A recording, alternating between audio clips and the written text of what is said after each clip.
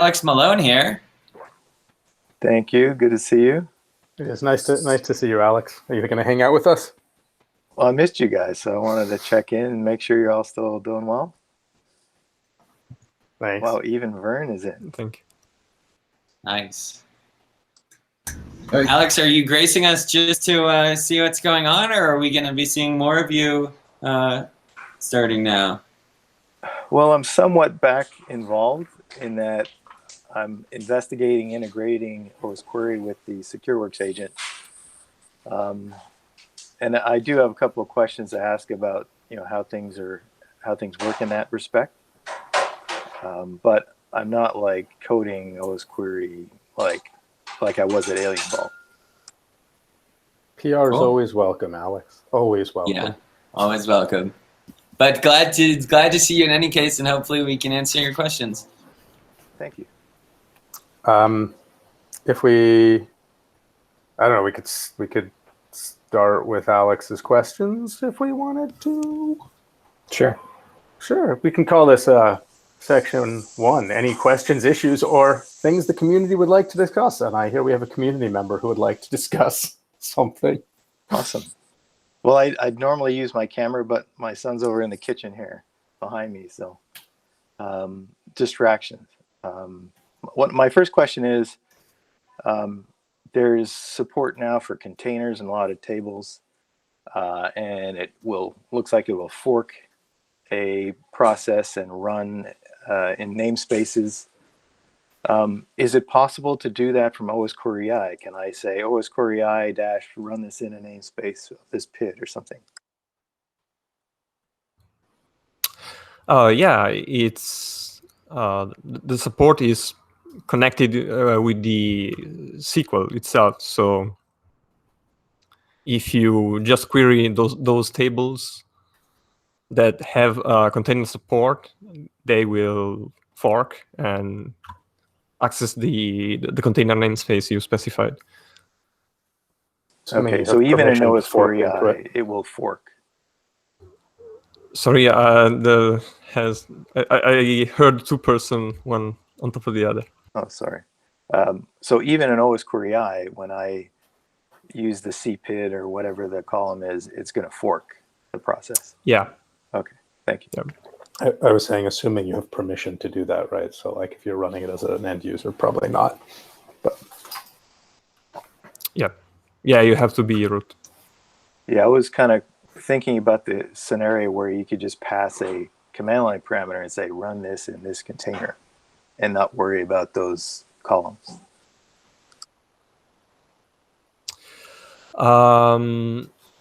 Well, yeah, there's no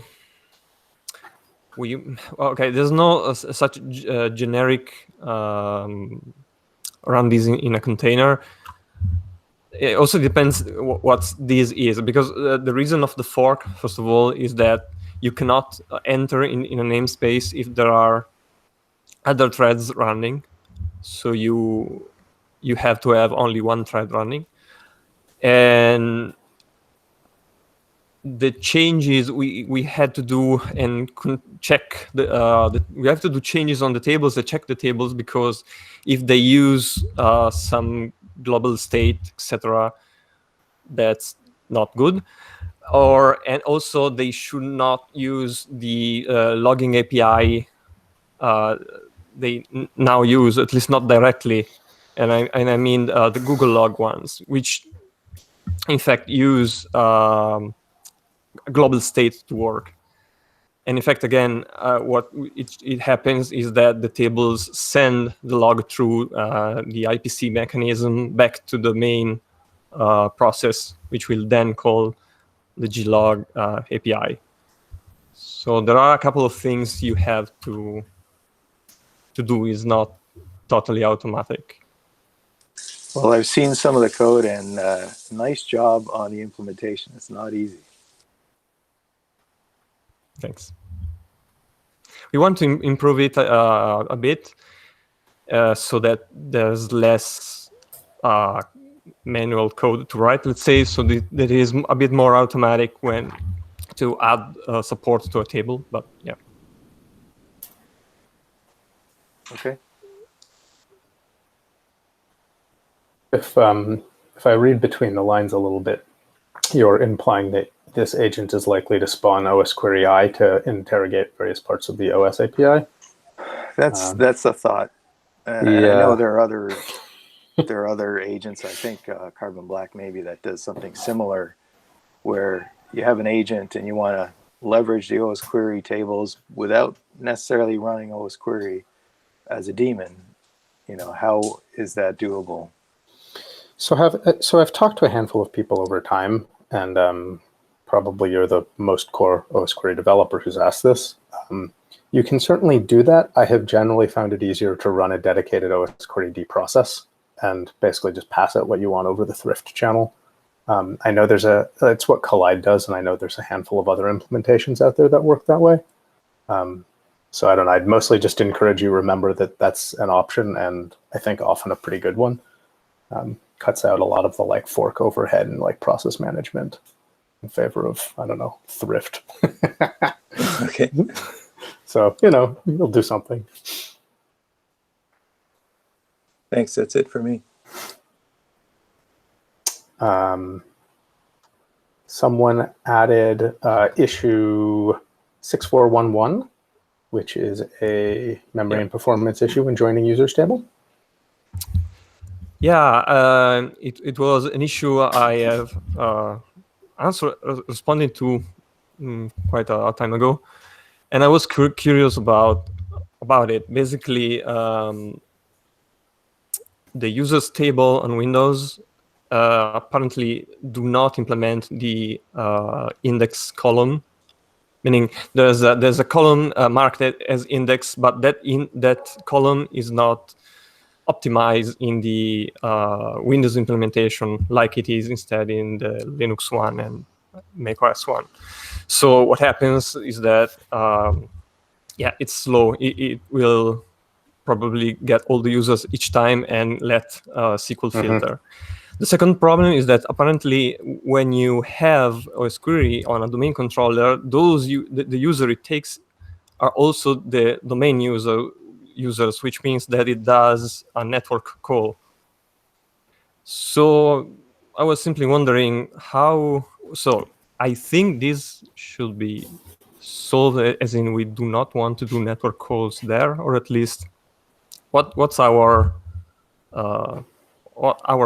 steps idea about that. We move those network calls on a different table. We do them only when we query a special column. So if we thought about if you imagine that this was a Unix machine, right, and it had LDAP users or some other NSS switch-based thing, right, I would kind of expect the users to return the remote things, and I would expect the OS to handle caching that locally. Yeah. So I feel like if these are effectively local users, or they're users on the machine, then it doesn't seem wrong. If we wanted to add a column, I'm not looking at the schema, maybe we have one. I could imagine a column for local or remote users, and then you could optimize based on whether someone actually specified that column in a predicate. Yeah, I don't know how it looks like when that, at least because there are two problems here. I haven't myself written any code to fix the column, the index not used issue, so that it doesn't query everything every time. So that might already improve things. But yeah, I was wondering. If there was something else about network calls. Yeah. My guess is that's how the machine works, right? The machine has network users. So if you query users, you should get the network users. That's my gut answer. Mm-hmm. Yeah. We since you brought this up, should we just remove the index, or should we actually look at a different implementation? Well, to be fair, so not that I have that much time, though. I would have liked probably to have that implemented on the table side, at least for Windows, since on the other tables, Linux and macOS, that's implemented. So Well, we could. I mean, could we? Could the spec file drop the UID and stick it into an extend block, which lets us do which would let us use different column options for each thing? Good question. Or maybe a dedicated table called local users. So then you're sure you know what you're getting. This column indexing is probably still an issue because you're going to get it's like an n+1 in Ruby parlance, right?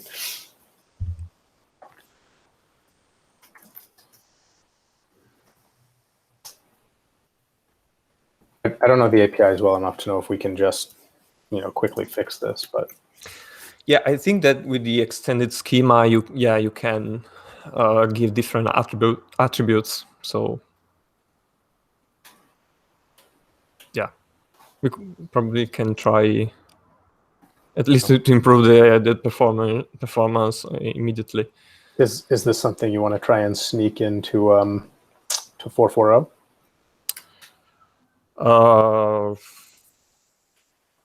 I'm not 100% sure because I mean, we like changing the schema is basically that's like pretty low risk. So yeah, well, I have to think about the fact that the index is there for uniqueness, to support uniqueness of the row. If it doesn't do it doesn't have any secondary effect, which is negative. I don't know. I can try. I do not. Well, I cannot say if it will go in or not. Yeah.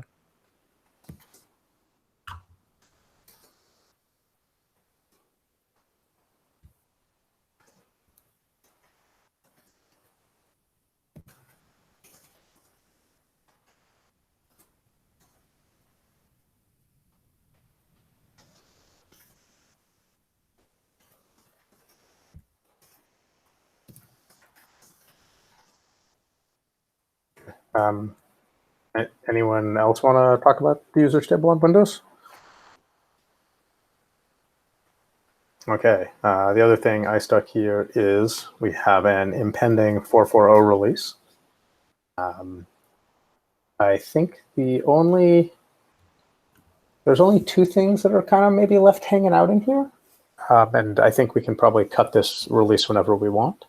One of them is the event batching support for Windows tables. And I don't know, I was kind of half waiting on see what Trilobits said about that. I'm kind of happy to drag our feet a little bit if y'all want to finish that PR. And I'll let Mike. Yeah. Oh yeah, I wanted to jump in. We definitely want to finish that PR. It's got a minor feedback to address, I think, from Ted now as well as Nick. I don't know what the estimate for finishing that is, maybe less than a day, but we're trying to get somebody on that here. I don't know, what's your schedule look like, Stefano? I don't know. I think Alessandro's like pretty burnt out on the other task he's doing. Well, I mean, I can be bored. I think not that I am on other task, but yeah, I think I can be bored for that. Okay, I'm gonna ask for you again. Yeah.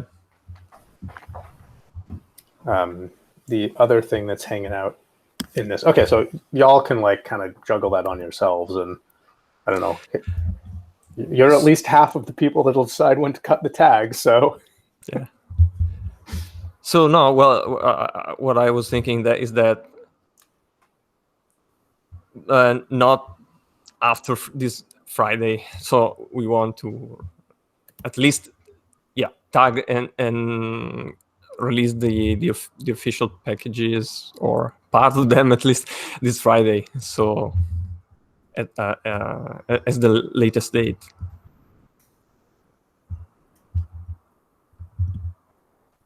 I think that's reasonable also for us to react to that PR. Okay, I will flag a due date as June 12th on 440 and call it good enough.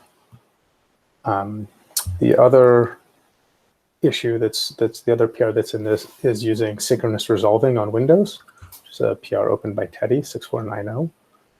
I don't know if anyone has had a chance to review that. Doesn't look that way. It's a pretty small PR. If anyone is familiar with C++ resolvers and the HTTP client, I imagine this is approximately 5 to 10 minutes of work to review. So if I could get one of you maybe look at it. Anyone in this room would be great. Probably be good. Yes. Yeah, I guess I can take a look at it. I think he just restored what we had earlier, so it should be. It looks pretty reasonable to me, but I don't feel like I can really judge that code. So I'm pushing back to one of y'all's. That's the only stuff I think that 440 is really holding on. And as ever, if anyone else gets anything else in, then that's cool too. But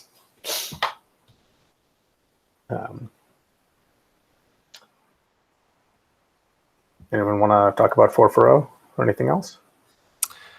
Yeah, I had a question for you, Seth. The changelog right now is still in draft.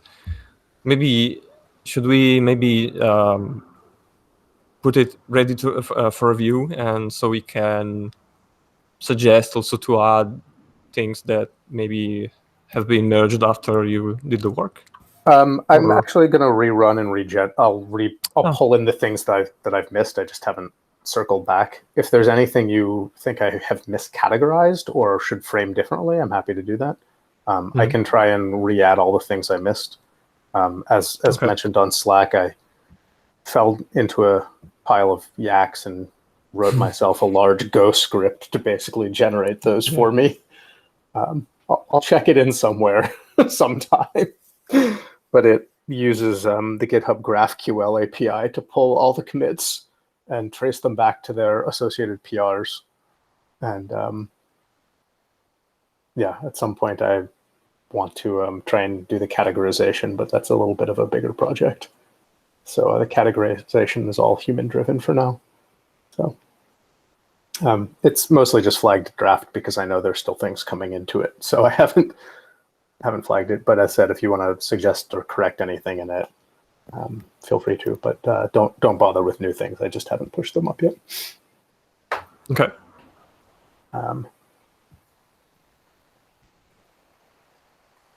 Any other 440 things? Cool. And hello, Nick's child, who is now hiding from us.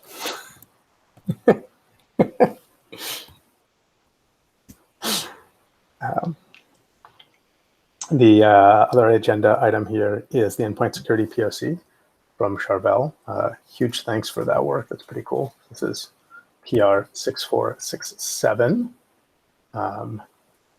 Yeah, not totally sure what question Charvel had or wanted to talk about, or just wanted to chat.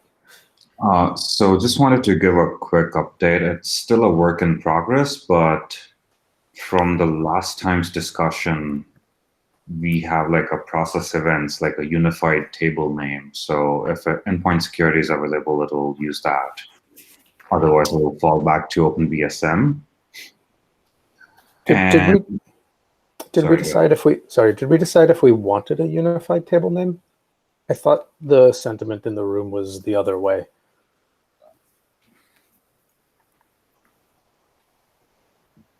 I'm open to both, and what I wanted to say was like there were a few approaches. This was like the least resistant approach to implementing.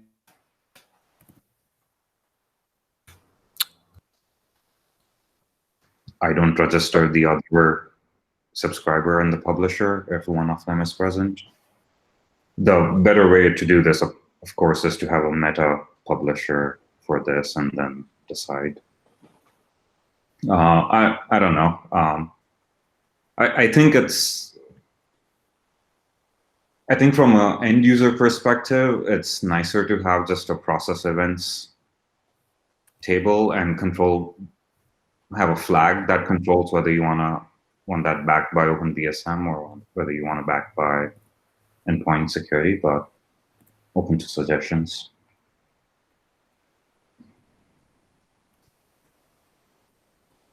My gut sense is that one table is a little simpler, but I do feel like people. I think I was in the minority when I said that in our last meeting. So, I'm generally happy to go with the flow on that. I'm checking to see if I wrote anything really clear down. No, I didn't put anything really clear in the notes. Sorry. No worries. I think we were discussing more on the entitlements and crashes and just the framework in general last time. So, any update on the entitlements? I did submit a request for one after our last meeting. I have not heard anything yet. At least not as of this morning. I haven't heard anything back from Apple on those. Let's see, I'm just double checking.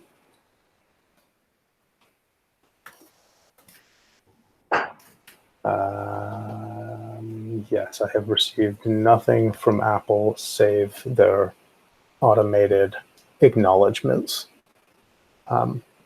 At some point, I might have a back channel into Apple and can ping my back channel, but I may be a little premature for that right now. I'm not sure. Cool, thanks. And I guess I can just keep working on this and talk to Alessandro and Teddy and others offline. I don't know if anyone wants to talk about it now. Yeah, that's a great time as well.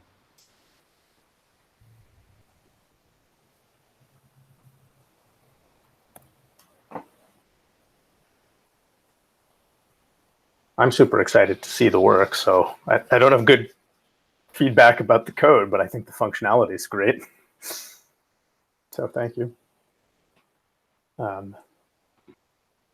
Yeah, and OpenBSM is pretty good too, but the API is kind of hard to work around. There's so much audit record parsing to be done, and there are like 50 odd events on endpoint security. But it's a new framework, so there's a little bit of gotchas there.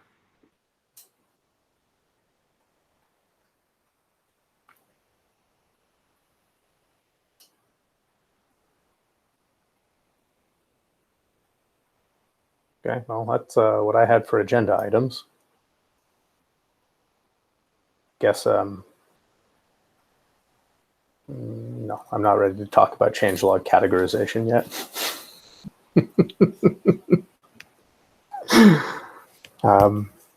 Anyone have anything they'd like to raise, chat, socialize, curious? Hey, does someone in here own the Osquery organization name on Docker Hub or know anything about that?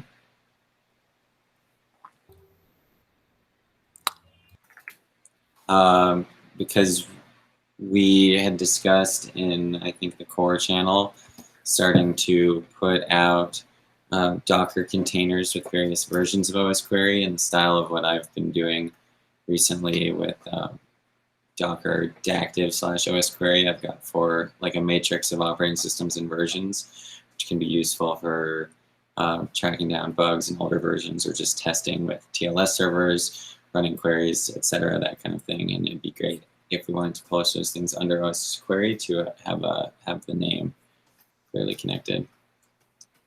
I opened up a support ticket whenever we talked about this last, and I have heard nothing from them on that. It's an account, not an organization. There's a good chance it predates organizations. My notes say that Teddy has no idea who owns it, and I have not reached out to Mike. And I kind of imagine that between Zach, Teddy, and Mike, we have like a pretty good scatter shot of early developers. Yeah, and actually, I can reach out to Mike. I can reach out to Mike and see if by chance he has it. Yeah, my guess is like one of the really early developers just regged it at some point. Yeah. And I don't, it's no one in the room, so I don't have any other thoughts. I did mention I registered Osquery Foundation, which seems to be the one we often use as a bit of a fallback. So we can always just start pushing to that and then move to Osquery if and when we can get that. And I think I made you an admin on Osquery Foundation too. So go nuts.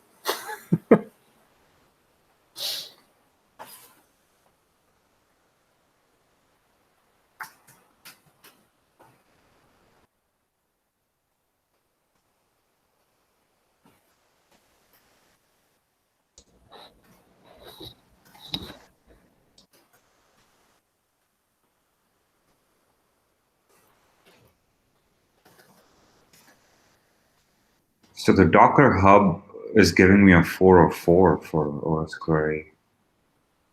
Well, that's new. So hub.docker.com.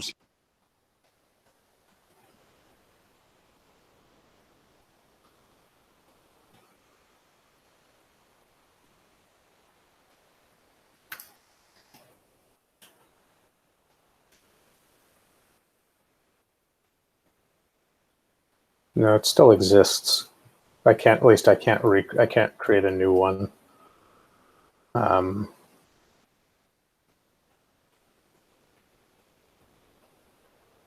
Yeah, I mean, I think we can keep digging into this one offline, but I figured I'd throw it out there while we had lots of folks around. Yeah, the URL would be hub.docker.com/u/osquery. Well, if it suddenly started 404, it would be really exciting, and I would just register it right now. But sadly, not.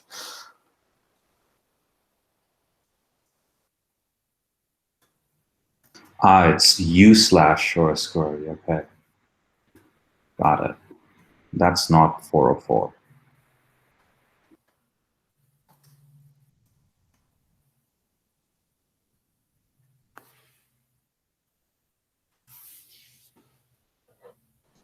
I wanted to check in on the thinking, the status, whatever it is, on automatically building and publishing versions. Within the next 30 days, my code signing cert is going to expire. And so it seems like a good opportunity to start using the code signing cert that we have from Apple and maybe try to do this end-to-end with automation.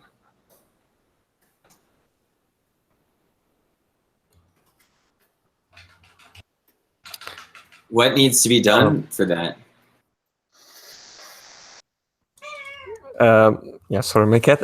I think that we talked about that in the past, and I think one of the first steps is that we wanted to have a separate repo for dealing with signing itself, because at least if we used Azure pipelines to create the packages and then sign, so that it was a repo that only few people could change, or at least it was much more controlled than than the other one.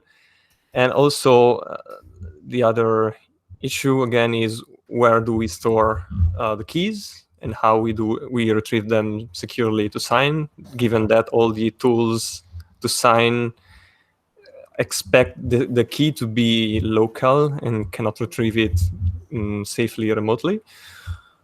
And also, yeah, we had to do some changes, obviously, on the CPAC side to support that. Or, yeah. So in my mind, one of the things that feels somewhat thorny, but maybe also ultimately trivial, I don't know, is if we want So the thing we talked about a while ago is that there's some advantage to keeping basically the code signing pipeline separated from Osquery.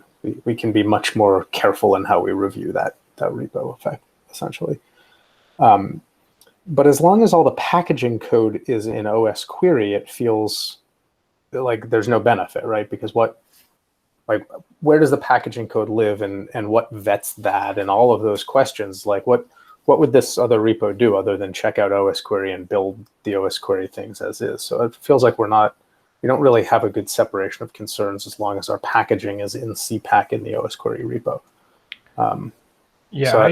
I think we don't have to go for perfect immediately. Like we can not have another repo and just assume any pull request to Osquery could be malicious and trying to exfiltrate our keys with a small script. So pay a lot of attention to those like extra scripts added.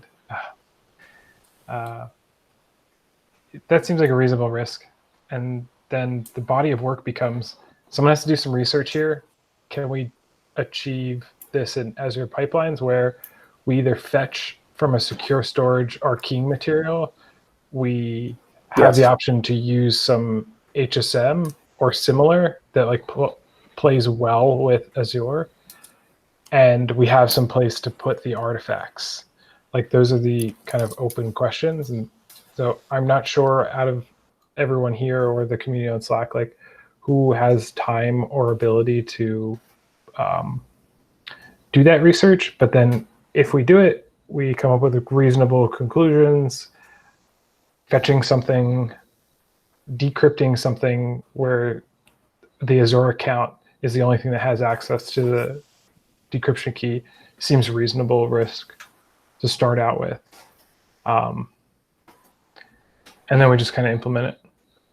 So initially start with custom workflow so that the pull requests do not trigger anything that actually access the private keys, and have a secondary workflow that only runs on master when we merge it. We should be able to do that only off master. Yeah, I mean, you could imagine the keying scripts sort of just being like, is this master? If not, exit.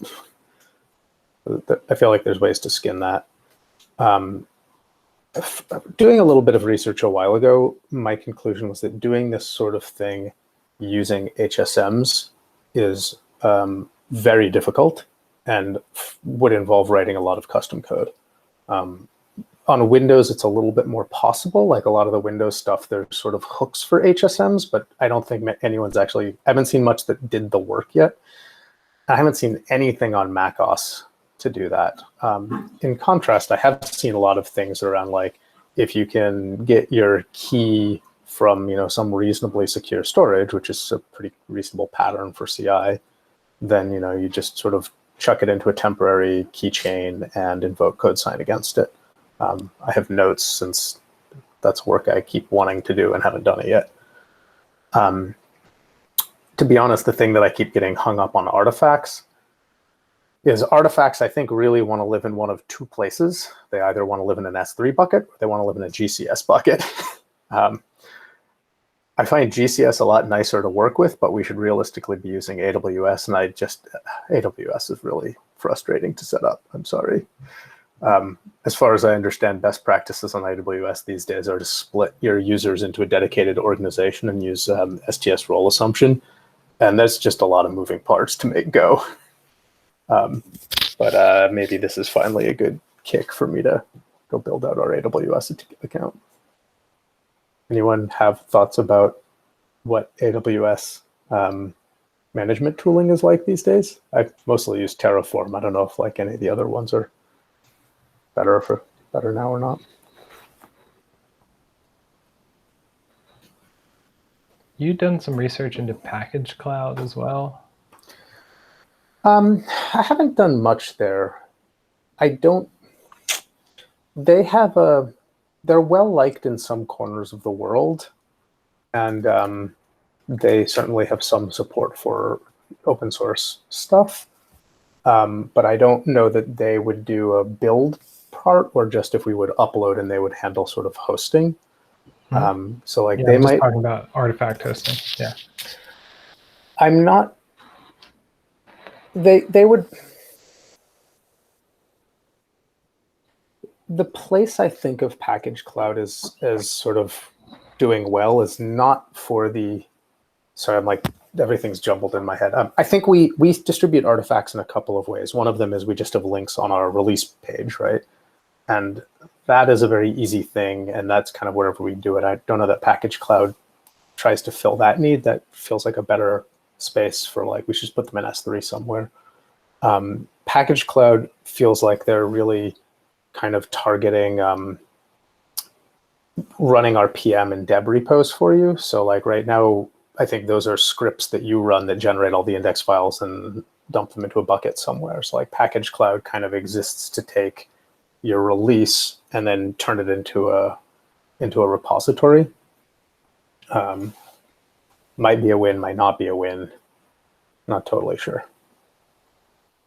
Like we sort of need buckets anyhow, because like whatever we do, we're going to have we effectively need a build pipeline that involves artifact storage on the different steps.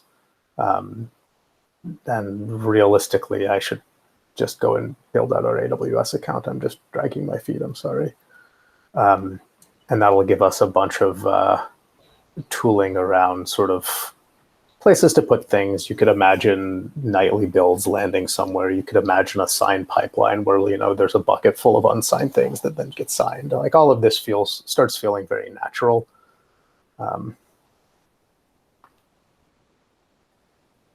Yeah. Yeah. Well, sorry. Going back on the where to store the keys and making. Well, starting simple, on Azure Pipeline, you have, I don't recall how they are called, but like secure variables. So something you can set a value on the pipeline, basically, and that value is then available inside the pipeline.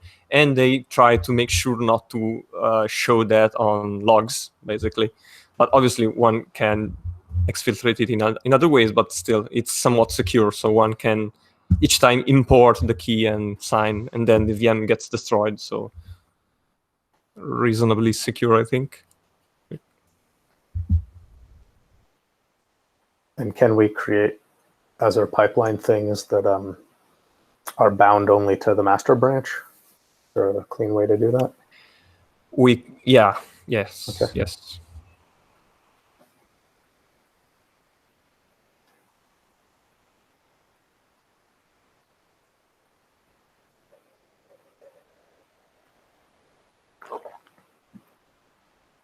Yeah, just for curiosity, it's basically we need to create a differently named YAML file for Azure and create a new pipeline that points to that YAML file.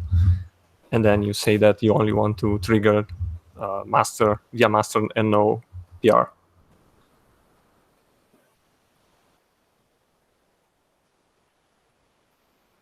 Cool. And I don't know, maybe it is fine to run it in a different repo. I don't know. I think the first thing I need to do is we need to build out AWS so we can sling things around, and that'll probably be simple for a lot of reasons too. No, okay. So thinking about this in terms of like parallelizable work streams, it's like you, Seth, can set up AWS for us, and we can go through like what a transition plan would be like from the current AWS that I'm managing over here. I think it'll be easy.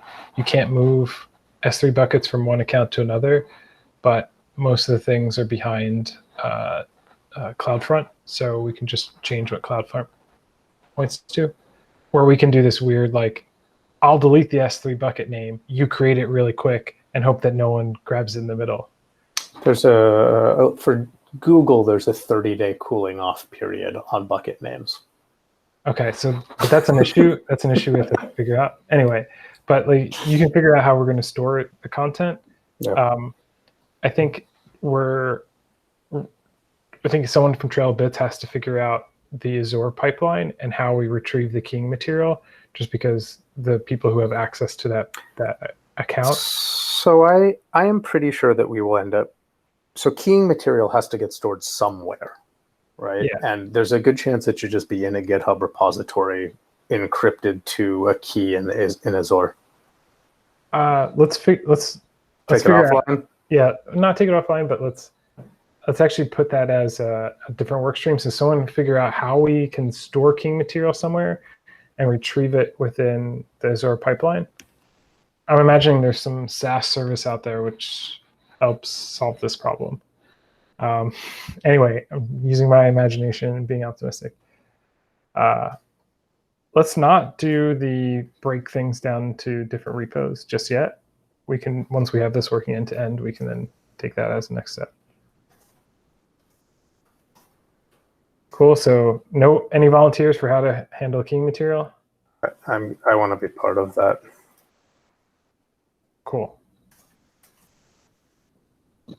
Someone from Trail Bits. I mean, there's the other option of delegating access to the Azure account to someone else and asking them to help out. Yeah, of course, we'll help. I don't know that they need to delegate. Some of this might just be PRable. I'm not sure yet. Some of it might need. I don't know. I imagine we'll work with them. Yeah, in my mind, it's just like you're gonna have to have some Azure account to play around with, because like the first YAML you write isn't gonna work, and then you just have to keep iterating on it. And so, you know, maybe. So there's some like trial and error involved there that Azure familiarity will speed up. Yeah, my Azure familiarity unfortunately says that, well, we have to look again into it, but the thing is that it's user management, it's a bit of a mess, unfortunately, and it's the user that are connected to the pipeline, etc., are all inside let's say special domain, etc., where we are it's from our company, so we have to see how we can create another group, that doesn't have access to all the rest. So yeah.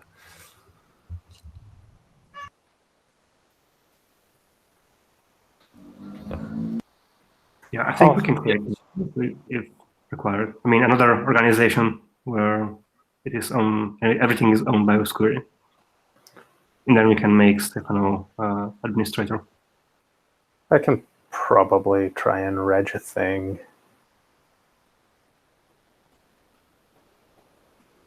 So an organization can be created by any user. So I think we didn't do that simply because we hadn't anyone that we decided was the one that should own it. So it is possible. I can also create osquery.io mailing addresses, so it makes it handy to reg infrastructure against them. Okay, I will. Yeah, I will think about it. Yeah. Yeah. Okay, I will try and not drop the ball on this stuff. I think Teddy calling out that maybe doing it in the next 30 days would be really convenient. One of the open questions that we've had is whether there is broader impact to changing the code signing certs from Apple. Like, are there any end users that actually like pin or MDM lock this to the existing stuff? That's been a thing we've thought might be true, but no one's ever come forward saying like, yes, this is me. I have this problem. So I don't quite know what that means, but it's like it's not a technical requirement.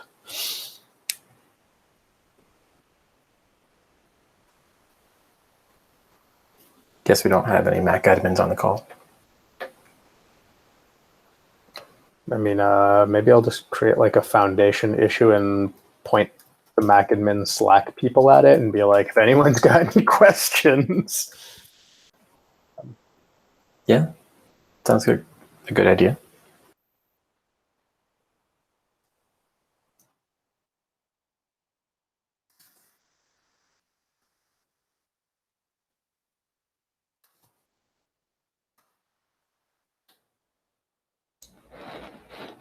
What else is good? What are big things coming up that we should think through a little bit more?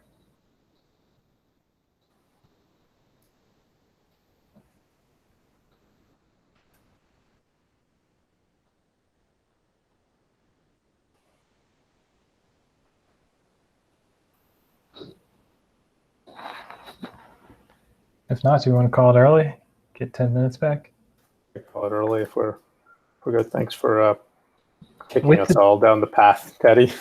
with the 10 minutes, we could all jump onto the pull requests and see if there are any that look good to review. We review some pull requests. Even if it's not commenting on the code. 440. Yeah, you want to do it? It's not commenting on the code. It's like, oh, I think the approach here is good, or maybe I let's do it. Let's totally do it. On our own. We can do it on our own. We'll divide and conquer. Call. What's up? I'm doing the call. You want to do some live code review? Yeah, you want to stop recording and go to code review?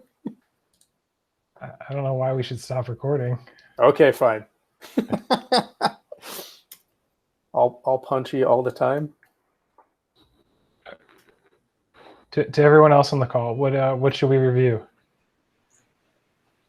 So let's see. I'm just going to start at the beginning here. Oh, not you. You don't get to talk anymore, Seth.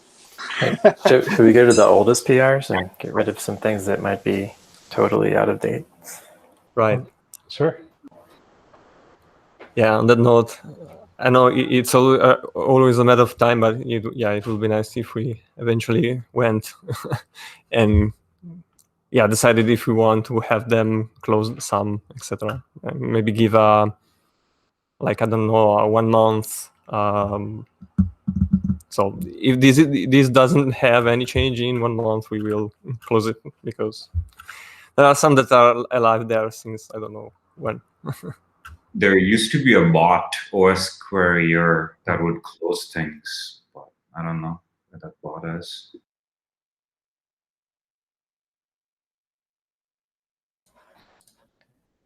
Yeah, I think we had varying success with the auto close. Okay, so what we have: forwarding events to TLS logger, bypassing scheduled query loader. Yeah, I remember this one. We talked a lot about this.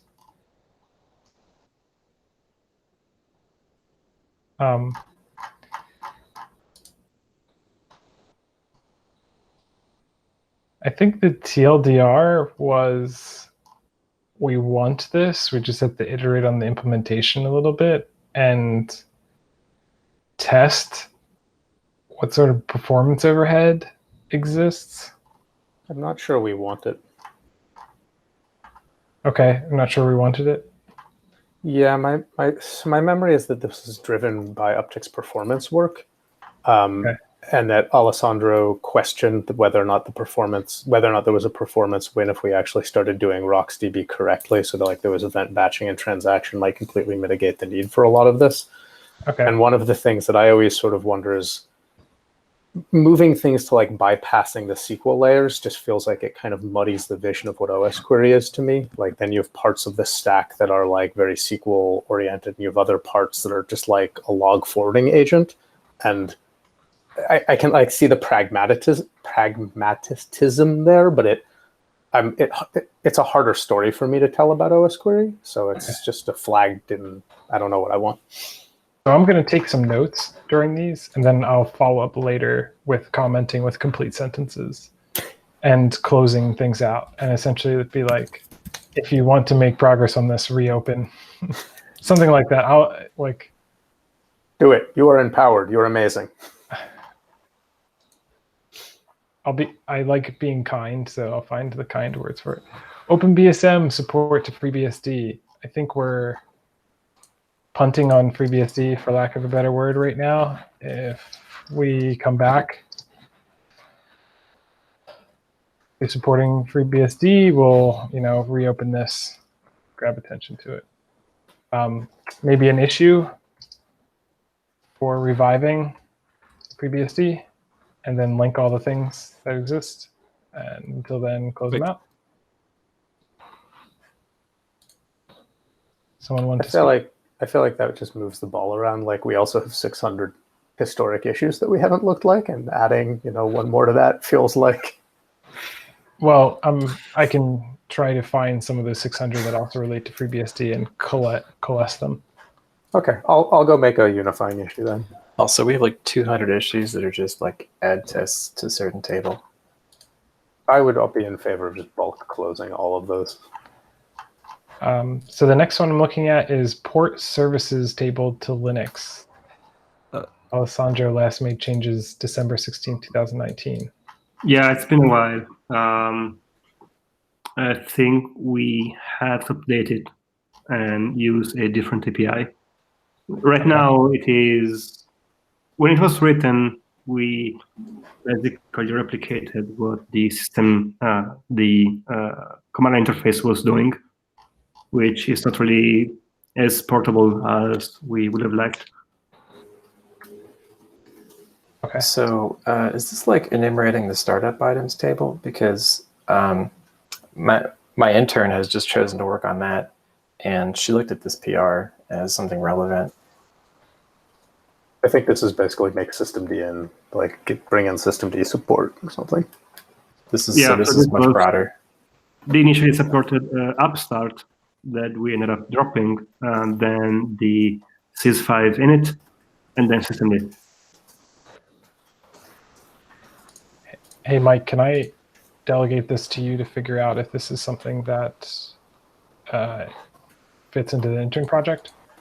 And if not, close it out? Yep. All right, Bro IDS, this is something I was advocating for.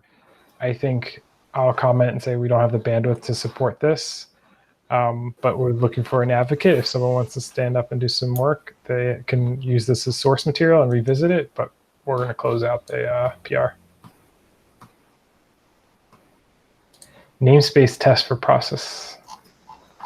Namespace test for process open sockets and listening ports on Linux. Alessandro. So this was a PR that was useful to test the namespaces, but I think that eventually it was no longer possible to use it due to the setup we had in the past. I'm not sure if we can fix it now. Depends on whether we can actually create the namespaces or not. I think it's really fine to close it for now. Okay.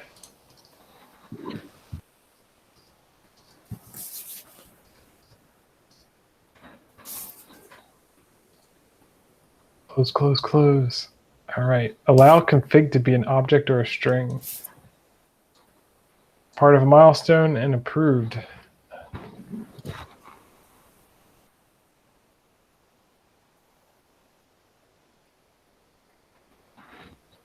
What is this doing?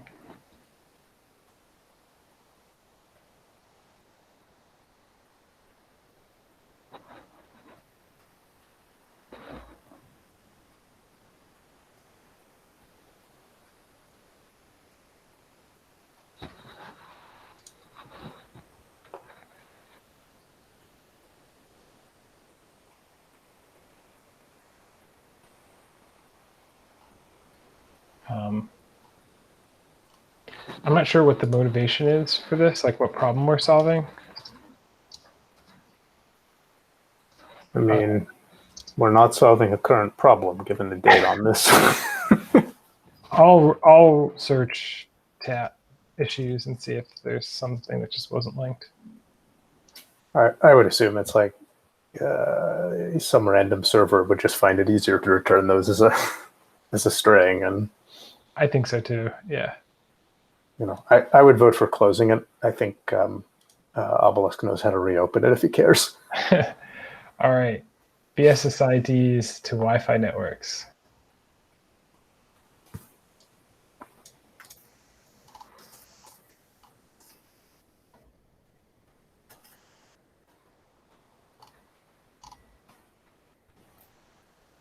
So if memory serves me right, BSSIDs were private property on the Apple P list back in the day. I don't know if things have changed. I think that was the reason we left it out.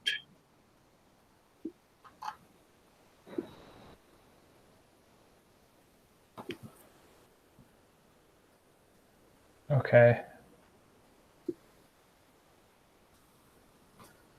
help me? What does that mean? What does private property mean? Oh, never mind. It's just extracting it from the CF properties. There used to be a CF network API in 10.9. Because I implemented the Wi-Fi networks originally, and in 10.9 it wasn't available or something. Okay. I'm going to continue the trend of just like I don't see anyone asking for this, so let's close it. It seems straightforward if someone wants to implement it, but it will take a bit of testing because there's a lot of implicit casts here, and just like someone needs to look at it again. It's probably, my guess is it's super clean, but it's also such a tiny PR that redoing the work doesn't sound hard. So I think I'm saying we should just close it, because if we care, we can always reopen it or start afresh or whatever. The tests one for Windows is interesting.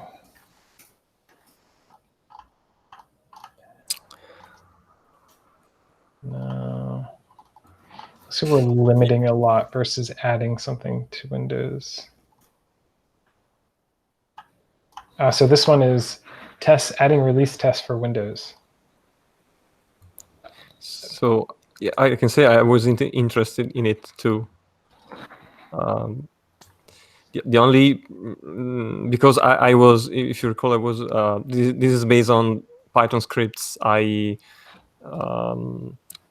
inserted back again in the test pipelines on Osquery, though I noticed that the Python framework has to receive some refactor here and there because it's not as resilient as we would like. So I can say this is interesting, though I haven't yet time to do that refactor. So I don't know. So there's some body of work that we need to do to improve the end-to-end testing on Windows. And this PR is not that, but this might be good source material for someone wanting to pick that up. Not only on Windows, it's the whole it's the old Python testing framework we have for Osquery, which mainly how we deal with processes, because sometimes we do not clean up correctly when they close. We have many different ways of cleaning up the process. Sometimes we expect it to close automatically. Sometimes we expect the test to kill it in many different ways, and it's not always clear when is what. And also there's some issues with how we pass configs to the Osquery process. So yeah, it needs cleanup, I think. So one last question here is, when you did that refactor, you brought those tests in and they're running right now, but they're not as resilient as they could be, or we left a few of them out because of that resilience problem? We left some out. So I initially cleaned that up a bit because they were not working. At least all the many tests were failing. I brought in the tests that reasonably seem to not fail that much, although you can already see that sometimes the test fails. Maybe it's a query, it's a bug in a query, but yeah. And I know I tried with the other tests, like we have a test for the Windows service, though that one fails often. And again, I know that's partially because of the framework, and though I haven't had time to look at it yet. So yeah. Okay, I can look at this one. Let's continue this next week or in 2 weeks, where we devote a bit of time to just making progress on finding rationale for why we close out old pull requests. Do people want to hang out another 5 or 10 minutes? If you do, that's amazing, but I can't drive it. I have to go. I'll see you. Thanks. Thanks for the prod. Bye. Okay. Bye, everyone. Okay. Bye. Thank you. Bye. Thank you, everyone. See you soon.